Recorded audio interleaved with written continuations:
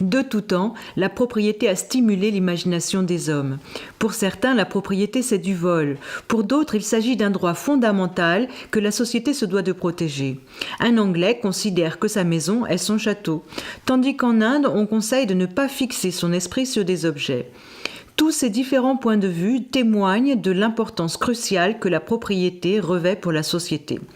Lorsqu'en 1788, Alexander Hamilton écrivait dans le Fédéraliste que, dans l'ensemble, contrôler les ressources financières d'un homme équivaut à contrôler sa volonté, Hamilton avait conscience du lien étroit entre la propriété et la stabilité politique dans une démocratie.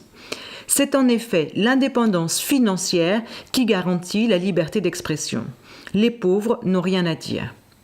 Seul l'élargissement de la propriété peut garantir ses fonctions essentielles pour la société comme l'intégration économique et sociale. En tant que propriété privée, elle garantit la liberté individuelle et économique. En tant que propriété publique, elle assure un minimum d'égalité à tous les citoyens. En tant que droit aux prestations du système de sécurité sociale, elle garantit à chaque individu sa place dans la société indépendamment de ses capacités personnelles. La propriété autocratique par essence, transportée dans une société politique, devient républicaine lorsqu'elle n'est pas concentrée entre les mains de quelques-uns.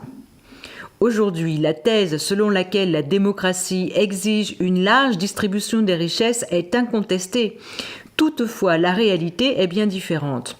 En Allemagne, par exemple, avant la crise économique de 2008, les 20% les plus riches de la population détenaient 80% des actifs, tandis que 50% n'en détenaient aucun ou ne possédaient que des dettes. Comme dans le reste du monde industrialisé, la société de propriétaires est en même temps une société d'exclus de la propriété, on peut difficilement qualifier d'équitable cette concentration de la propriété. L'historien britannique Tony Judd avait entièrement raison lorsqu'il faisait remarquer que la catastrophe de 2008 n'avait suscité qu'une très faible demande de réformes radicales, qu'elles soient financières, fiscales ou liées à la propriété. Au contraire, après la crise, les monstres financiers, considérés naguère trop gros pour faire faillite, ont encore pris de l'ampleur, alors même que la vie des citoyens ordinaires se précarisait plus que jamais. En même temps, le philosophe allemand Peter Sloterdijk déplorait qu'une bonne moitié de la population de toute nation moderne se compose d'individus aux revenus très faibles, voire inexistants, qui sont exonérés d'impôts et vivent dans une large mesure aux frais de l'autre moitié de la population, assujettie à l'impôt. À ses yeux, les improductifs vivent de plus en plus aux dépens des productifs. Sloterdijk ne pose pas la question de savoir pourquoi une moitié de la population dépend financièrement de l'autre moitié. Pourquoi, en l'occurrence, les ressources matérielles dont nous dépendons tous sont-elles entre les mains de quelques-uns ? L'explication se trouve dans la fonction de distribution de la propriété. Les revenus de la production perçus par les producteurs dépendent des ressources productives fournies par chacun. Le travailleur touche le revenu de son travail et le détenteur de capital le revenu du capital. C'est la révolution industrielle qui a modifié et continue de modifier la relation de proportionnalité entre ces deux facteurs de production en faveur du capital. Le capital productif, sous la forme de machines, de terres, de ressources, contribue de manière croissante à la valeur de production. Par conséquent, la part des revenus touchés par les propriétaires des biens de production ne cesse de croître, tandis que celle des détenteurs de la force de travail ne cesse de diminuer. Le progrès technologique et notamment l'automatisation renforcent ce phénomène. Censé au départ augmenter la productivité de la main-d'œuvre, il entraîne son licenciement une fois parvenu au stade de l'automatisation complète. En conséquence, le facteur travail décroît proportionnellement au facteur capital. Karl Marx a tenté de compenser l'écart grandissant entre la productivité de ces deux facteurs en attribuant au facteur travail l'augmentation du rendement provenant du capital.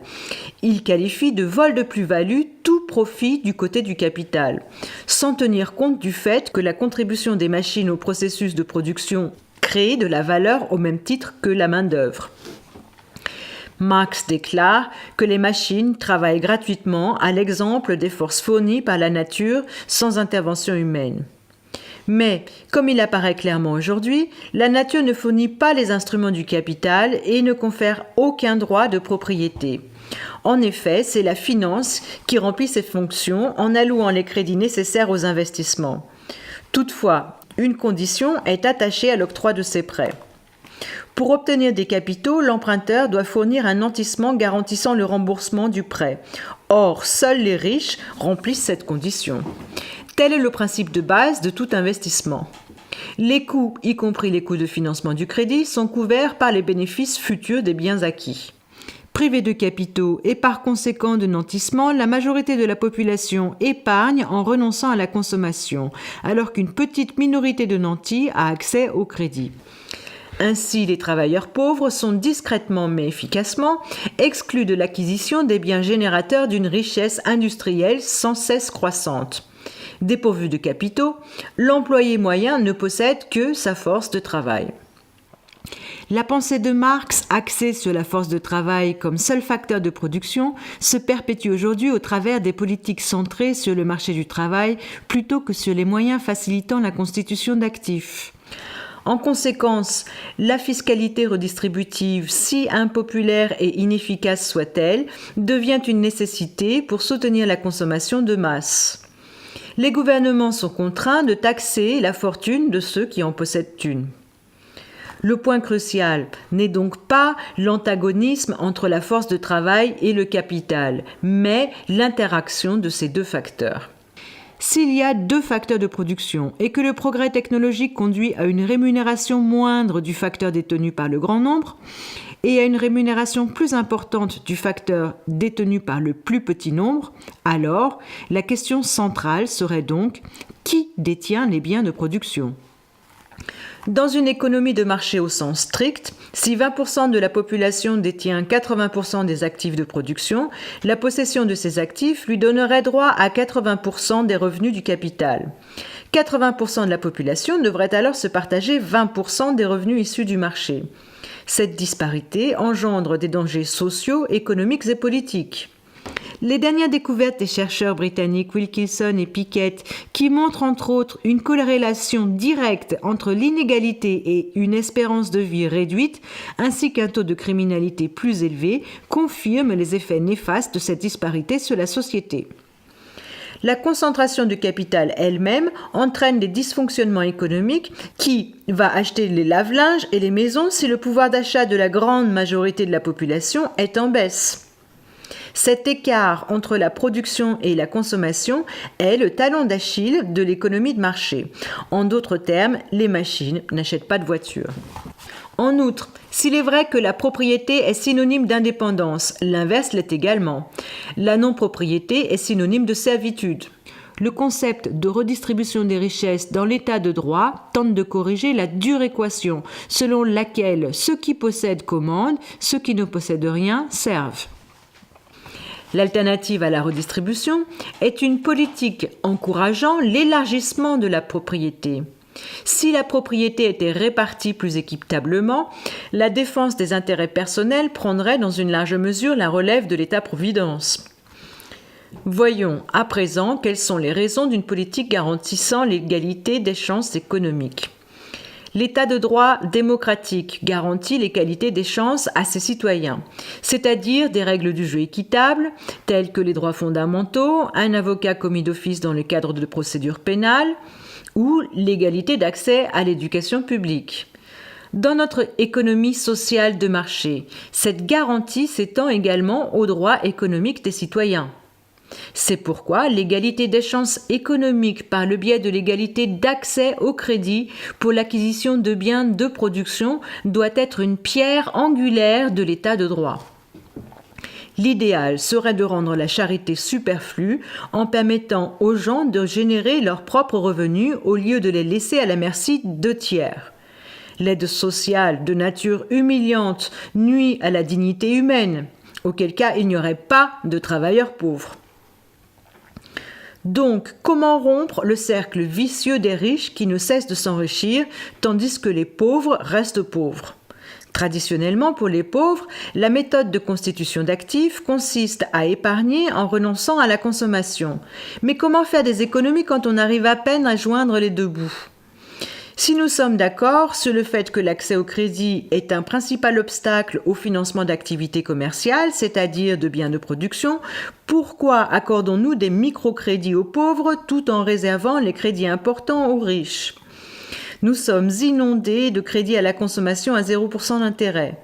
Mais essayez donc d'obtenir, disons, 10 000 € pour monter une entreprise plutôt que pour financer votre nouvelle voiture. C'est là que les problèmes commencent. Pourtant, une voiture ne rapporte pas d'argent à son propriétaire, à moins que celui-ci ne la loue ou ne propose un service de transport. Au contraire, une voiture est source de frais. La question clé est donc comment ouvrir le système de biens de production à ceux qui en sont traditionnellement exclus. C'est le cas de la grande majorité des citoyens, ceux que l'avocat et banquier d'affaires américain Louis Okelso nommait les pauvres par hérédité. Financer l'accès aux biens de production pour les masses est le grand défi que le plan d'actionnariat des salariés créé par Kelso il y a plus de 50 ans s'emploie à relever. Dans le cadre de ce plan, en anglais Employee Stock Ownership Plan ou ESOP, la capacité d'emprunt d'une entreprise y est utilisée pour l'acquisition d'actions de cette même entreprise par ses propres employés. Les coûts de financement du crédit sont alors couverts par les bénéfices futurs des actions. La viabilité de ce concept a déjà été testée par Wall Street, qui recourt avec succès à de telles méthodes depuis des décennies sous la forme du rachat d'entreprises avec effet de levier. Mais uniquement pour ceux qui sont déjà riches, bien entendu. Un ESOP implique généralement un emprunt destiné à un fonds fiduciaire au bénéfice des employés, lequel se charge d'acquérir des actions de l'entreprise et les alloue aux salariés par des versements réguliers sur le compte ESOP détenu par chacun d'entre eux. L'emprunt est remboursé par des prélèvements effectués sur les bénéfices de l'entreprise ou sur les dividendes versés sur les actions détenues par l'ESOP. Aujourd'hui, on compte plus de 11 500 ESOP, regroupant plus de 10 millions d'actionnaires salariés aux États-Unis. À l'avenir toutefois, des outils financiers moins courants tels que le General Stock Ownership Plan, GSOP, ou le Consumer Stock Ownership Plan, CSOP, devront être pris en considération. Ces derniers se distinguent de l'ESOP par le type d'actionnaires participant au plan. Pour l'ESOP, il s'agit des salariés. Pour le CSOP, des utilisateurs d'un service public. Et pour le GSOP, des habitants d'une région. Dans le cas des deux derniers plans, l'emprunt pour l'acquisition des biens de production est d'autre part généralement garanti par des programmes gouvernementaux. Tous ces plans suivent la même logique financière qui consiste à financer l'acquisition de biens de production avec les bénéfices futurs tirés du bien acquis. Le coût de financement de l'investissement n'est pas couvert par l'épargne, mais par les recettes provenant de ces mêmes investissements. Pour toutes ces raisons, nous devons encourager les techniques financières permettant d'étendre la propriété des biens de production à un plus grand nombre.